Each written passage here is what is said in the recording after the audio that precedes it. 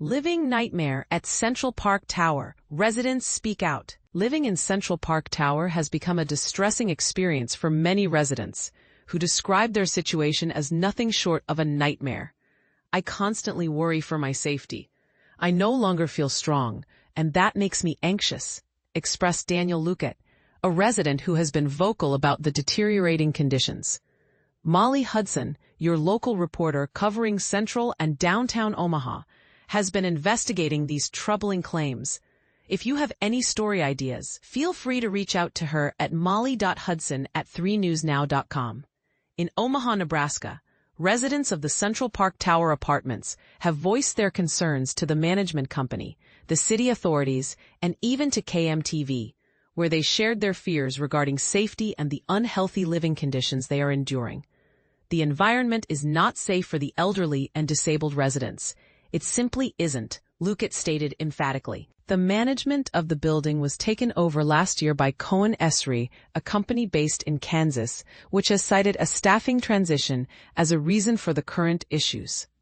The regional vice president of Cohen Esri mentioned that they have a security team available after hours and collaborate with the Omaha Police Department during the day. Broadcast transcript. Daniel Lucat, who moved into the building in 2021. Claims that conditions have only worsened since his arrival. From bedbugs to the absence of air conditioning in the lobby and hallways, it's just a chaotic situation, he lamented. Although KMTV was denied access to the premises, Lucat provided a video showcasing the moldy hallways and soaking wet carpets. There's trash everywhere and homeless individuals are present, he added.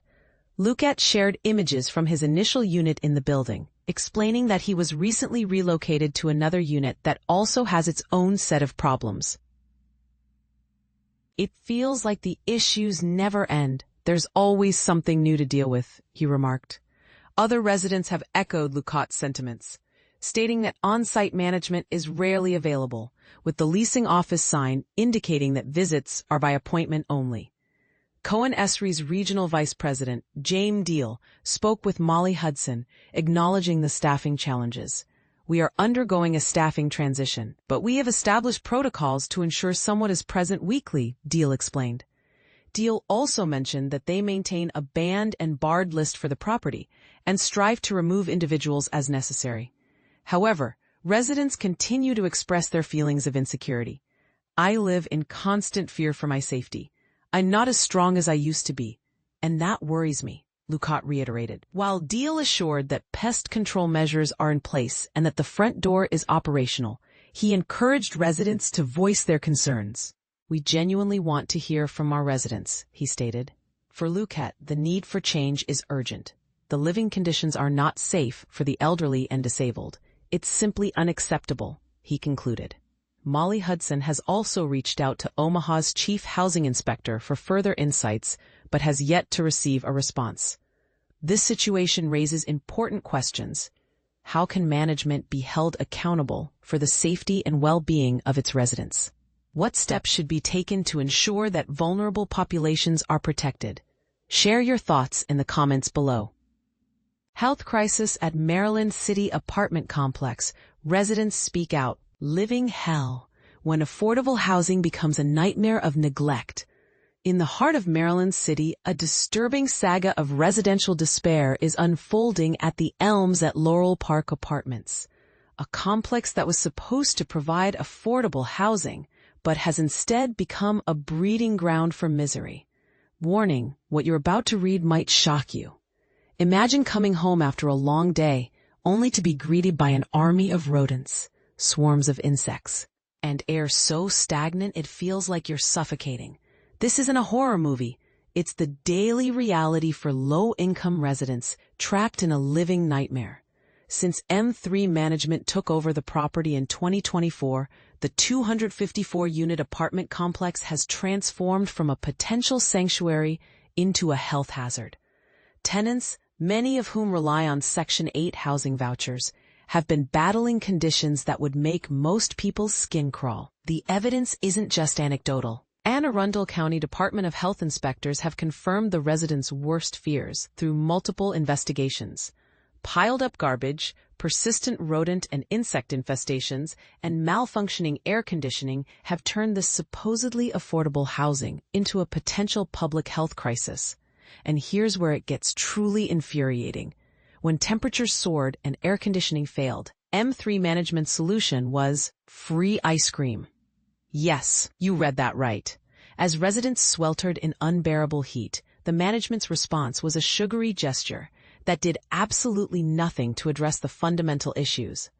But wait, there's more. The management claims they're working to resolve these problems, but residents tell a different story. The pace of change feels glacial, leaving vulnerable tenants feeling abandoned and hopeless.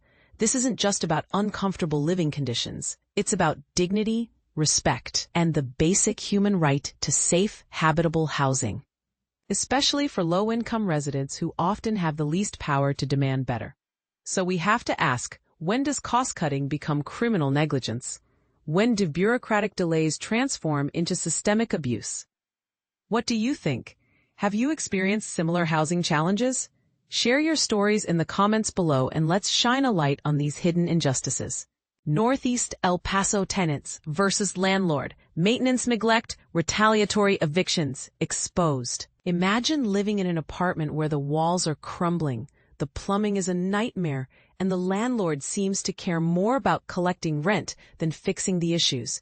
This is the reality for tenants at an apartment complex located at 4944 Titanic Ave in Northeast El Paso, Texas. The situation has escalated to the point where tenants are alleging that the property manager and landowner are not only neglecting maintenance, but also retaliating against those who speak up. Kimberly Peterson, a former tenant, shared her harrowing experience.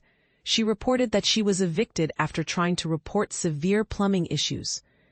"I had feces coming up through the tub and black, nasty sludge that overfilled the tub and spilled into the bathroom area and then spilled into the bedroom area," Peterson recounted. Despite the landlord agreeing to waive her rent for 2 months while she was relocated to a different unit, the property manager argued in court that she had not paid rent, leading to her eviction. But here's where it gets controversial. Peterson's case is not an isolated incident. KTSM spoke to 3 other current and former tenants who shared similar concerns but requested anonymity due to fear of retaliation. One tenant, who still lives at the complex, provided images highlighting issues that have gone unattended for months. These issues include broken walls, windows, and flooring, malfunctioning carbon monoxide detectors, mold on floors and walls, water leaks from the roof, and broken doors. Some tenants even reported going for days or weeks without water or electricity. The tenants alleged that the property manager told them that maintenance issues would not be fixed if they did not pay rent. They had no intention of fixing anything, but they are here every first of the month collecting rent. And if we don't collect rent, they right away, "We want to evict people," a recently evicted tenant said. This raises a critical question. Should tenants be forced to live in substandard conditions because they can't afford to move out or hire legal help? The financial strain is immense. Tenants are draining their bank accounts to keep these apartments habitable, but the landlord seems to be taking advantage of their low-income status. At the end of the day, other investments are not being made, a current resident said. They don't have the means, first of all, to be able to move out. They don't have the means to hire legal help, and the landlord is basically taking advantage of low-income people. Maria Morales, the property manager for the apartment complex, responded to the allegations with a statement that paints a different picture. "I take tenant concerns seriously and strongly disagree with the allegations being made," Morales said. Many of the individuals making these claims are former tenants with pending evictions due to non-payment of rent in some cases.